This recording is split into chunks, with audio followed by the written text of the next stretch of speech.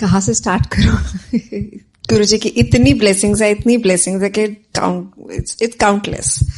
पर I will start from मैं गुरुजी से जुड़ी कैसे. दिसंबर 2012 में आई गॉट मैरिड एंड उसके बाद फरवरी 2013 जैन और Feb, I don't exactly remember, I came to US. 1 साल बहुत अच्छा रहा. Then around I would say April May के आसपास 2014 1 साल बाद यहाँ पे आने के बाद मेरे को चक्कर आने लग गए. इतने पहले धीरे धीरे चक्कर, इतने डॉक्टर्स के पास गए, चक्कर काटे कि, और पता था it's something related to my ears, क्योंकि छोटे होते से मेरे को ईयर्स में थोड़ी प्रॉब्लम थी. तो किसी ने स्टीरॉइड्स दे दिए, किसी ने ईयर ड्रम्स में होल कर दिए, बहुत कुछ था. मतलब 2-3 महीने ऐसे धक्के खाते रहे, कुछ नहीं, चक्कर वही के वही थे. एंड उसके ऊपर से नई जॉब भी लगी थी, बहुत वॉलंटरी जॉब थी, बहुत मुश्किल था. फिर माय मदर इन लॉ, उन्होंने वो गुरुजी को मानते हैं, वो भोपाल से हैं, वो गुरुजी को मानते हैं. उनके एक बहुत ही क्लोज फैमिली फ्रेंड्स में दिल्ली में उन्होंने गुरुजी से जोड़ा था. तो जब मैं शादी के टाइम पे जब फ्लाइट पकड़ के इधर आना था, तो दिल्ली में हम उन्हीं फैमिली फ्रेंड्स के पास रुके थे. तो उन्होंने अपना गुरुजी का मंदिर बनाया हुआ था घर पे, और उन्होंने बोला ये गुरुजी हैं. उस टाइम पे मेरे को कोई आइडिया नहीं था कि गुरुजी कौन है, और मैं जलंधर की रहने वाली हूँ. उस पे मैं अभी आती हूँ नेक्स्ट पे. तो उन्होंने गुरुजी को बोला गुरुजी है, और उन्होंने लॉकेट दिया. फिर मैं कहा ठीक है, कहते हैं कि ब्लेसिंग्स है ये. तो लॉकेट मैंने अपने पास रख लिया, जहाँ पे सारी बाबा जी वाहिगुरु जी की पिक्चर्स होती हैं, वहीं पे आदर से मैंने रख दिया. 1 साल लॉकेट वहीं पड़ा रहा, कुछ नहीं. तो जब इतनी मेरी तबीयत खराब थी, तो मैं मदर इन लॉ ने बोला कि आप ऐसा करो, गुरुजी का लॉकेट पानी में डिप करके, उसको मंत्र जाप करके, उसको अमृत है उसको पियो, और गुरुजी से अरदास करो, मुझे ठीक करते हैं.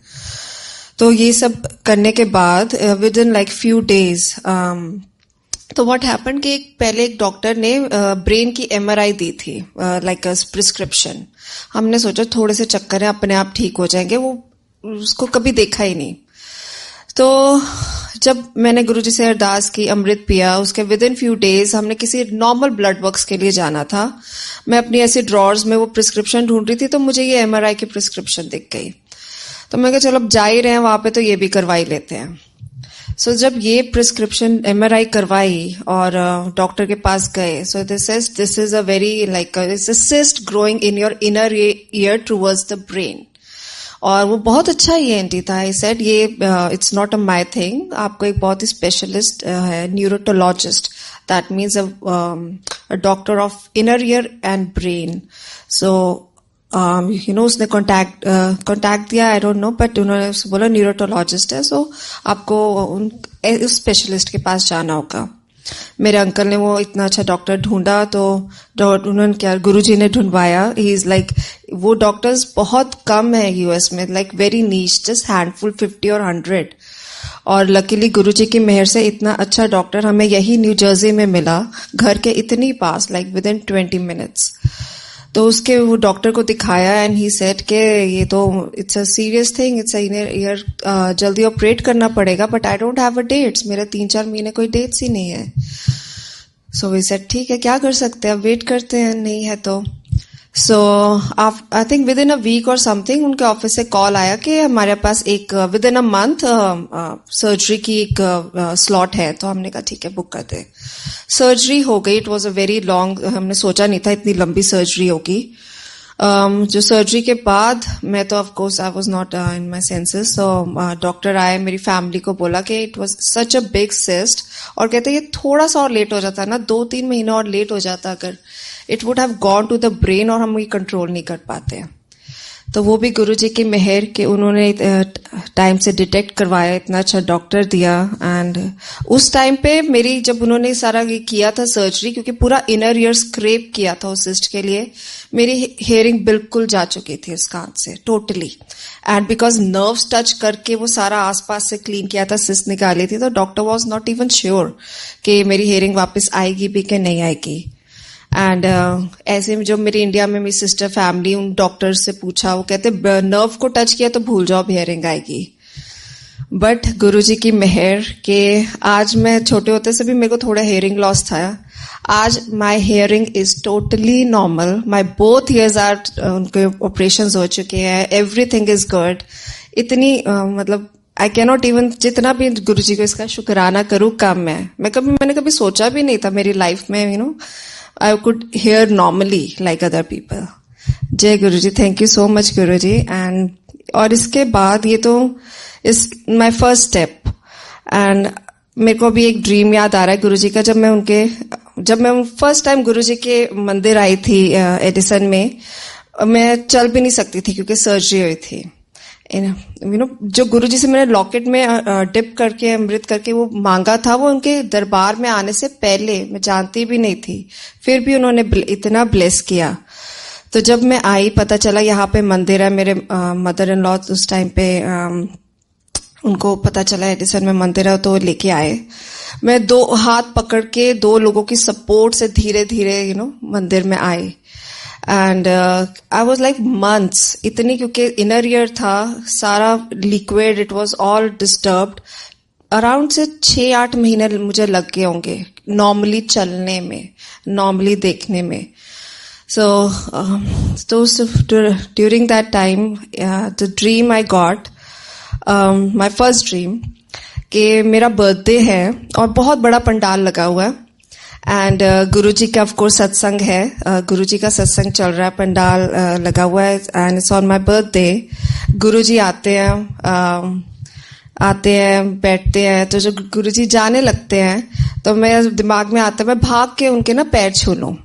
तो जब मैं वो गुरुजी कार की तरफ जा रहे होते हैं, तो मैं भागती हूँ उनकी तरफ, उनके पैर छूती हूँ। तो वैसे ही पैर छूने लगती हूँ ना, आई सी 2 पेयर्स, एक थोड़े छोटे ब्लैक कलर के और एक नॉर्मल फीट।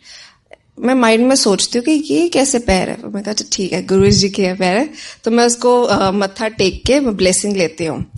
तो इन माई ड्रीम ओनली, गुरुजी के साथ जो अंकल होते हैं कार में बैठते हैं, तो गुरुजी उनका वो कहते उन्होंने कही दसी जाके की सोचा सी फिर मेरे पैर वेखन वास्ते हैं। तो फिर उन्होंने कहते मैं तेनू ब्लेस किता, बस एक पल दे दी अपने सारे दुखा वास्ते, जा तेरे सारे दुख कट्टे।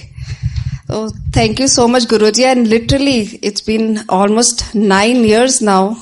आपने हर पल में अपना हाथ पकड़ के एक स्टेप में, मतलब I can not even imagine कि इतनी जैसे मुश्किलें आती हैं, जैसे यहाँ पे यूएस में इमिग्रेशन का आता है। एंड फॉर माई जॉब, मैंने ना यहाँ पे स्टडीज की ना कुछ, H4 पे आई थी। And I got an H1 with in a year after my health. Guruji blessed my health, जैसे गुरुजी बोलते हैं पहले वो हेल्थ ब्लेस करते हैं, फिर वेल्थ ब्लेस करते हैं, फिर आपकी फैमिली लाइफ सारी ब्लेस करते हैं।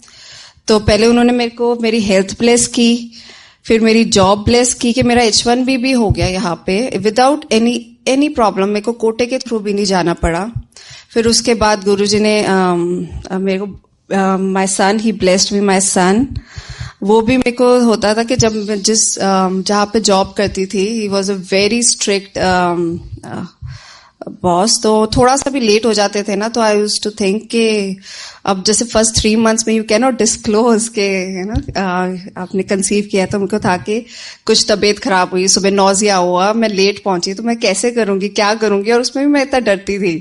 एंड गुरुजी की कृपा से मेरे को कुछ, no nausea, nothing, it was such a smooth pregnancy. वो भी गुरुजी का शुक्राना। उसके बाद इट्स अ लॉट में लास्ट ईयर ओनली गुरुजी ने फिर से मेरी जान बख्शी। It was a fatal situation, I was admitted to ER। Ectopic pregnancy थी। and it was a ectopic pregnancy. It's like growing in a tubes and it's fatal. Okay, let's burst the tubes and it's fatal. तो गुरुजी की कृपा से पता नहीं कैसे पहले हम डॉक्टर के पास गए, उन्होंने डिटेक्ट कर लिया. आई वॉज नॉट इवन कि कैसे नॉट इवन एक्सपेक्टिंग एन ऐसे कि you have conceived but it doesn't seem to be a normal pregnancy. I said okay ठीक है, देखते क्या होता है. सो फिर बाद में it was like just watch out for any pain और anything. So I think after a few weeks, 2-3 weeks, I got a shooting pain, admitted to ER. And वहाँ पे it's like मेरी पार्टी चल रही थी वहाँ पे. लिटरली मतलब इतनी, जहाँ पे वो एक फेटल सिचुएशन थी, गुरुजी ने मुझे कुछ फील ही नहीं होने दिया. इन द सेंस कि वहाँ पे बैठ के मैं कह रही हूँ मेरा खाना नहीं आया अभी तक, मैं भूख लगी है. वो नर्स मेरी शक्ल देख रही है कि आप ER में आनी हो, सही कि आपको खाना दे मांग रही है ना. तो वो भी गुरुजी ने बचाया. मतलब कितना शुक्राना करो उतना कम है. गुरुजी बस अपने ब्लेसिंग्स ऐसे हम सबके सिर पे रखना. एक और मेरे दिमाग में आज गुरु ने डाला तो मैं शेयर करती हूँ aunty. It's a very personal one. I think मेरे अंकल को भी नहीं पता शायद. तो बट आज मैं जब से आपने बोला सत्संग करना है, मेरे दिमाग में पता नहीं क्यों ये आया. तो I will share this also. I think काफी साल हो गया, 2016 में भी. या सो अगेन मेरे को एक ड्रीम आता है. मैं पता नहीं अपने घर में या किसी घर में, I am stuck in a house trying to run away. और मेरी आवाज है ही नहीं. मैं चिल्ला रही हूँ, लोगों को बुला रही हूँ, but I am not able to speak. ऐसा होता है ना कि आप जैसे वो खुद सोच रहे होते हो आप पे. It's like you are feeling each part of it. वो आवाज नहीं निकल रही है, कोई हेल्प के लिए नहीं आ रहा है. एंड पता नहीं, and I am feeling like needles pinching all over my body. So it's like I am trying to run away, नहीं हो रहा. फिर मैं मन में फिर मंत्र जाप शुरू करती हूँ. ओम नमः शिवाय, शिव जी सदा सहाय. ओम नमः शिवाय, गुरु जी सदा सहाय. पहले तो मैं वो बोल नहीं पा रही होती हूँ ड्रीम में, तो धीरे धीरे मैं से बोलती हूँ, मेरी आवाज होती है, खुलती है. तो आई एम एबल. मंत्र जाप करते करते मैं घर से बाहर भागती हूँ और देखती हूँ बाहर लॉन में गुरुजी हैं. तो गुरुजी के जाके पैर छूती हूँ, कहते उन्होंने ब्लेस किया. And it was such a disturbing dream that I call my mom. And my mom said I had a same dream. And she said कि I had a same dream कि तू कहीं पे स्टक है, trying to, मेरे को बुला रही है, तेरे को नहीं रीच कर पा रहे. एंड फिर उसके बाद like same, almost same dream. और मेरे मॉम के ड्रीम में वाहिगुरु जी आते हैं, मेरे को ब्लेस करते हैं. एंड मम्मा को भी फिर वो लॉन में ही आके वाहिगुरु जी, गुरु जी, उनको भी वही दिखता है लॉन में. एंड उसके उसी टाइम के आसपास आई रिमेम्बर डांस परफॉर्मेंस थी. I was practicing for a dance performance and next day dance performance थी. next day या next 1-2 हफ्तों में. and मेरा पैर फ्रैक्चर हो गया, hairline fracture during the practice.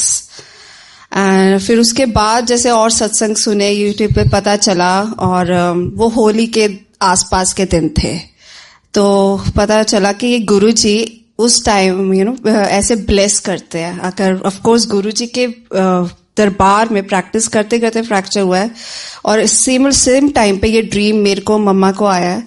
तो पता नहीं उन्होंने कितनी बड़ी चीज टलवाई है, कितना बड़ा कष्ट अपने ऊपर लिया है, कटवाया. जय गुरु जी. Thank you so much Guru ji.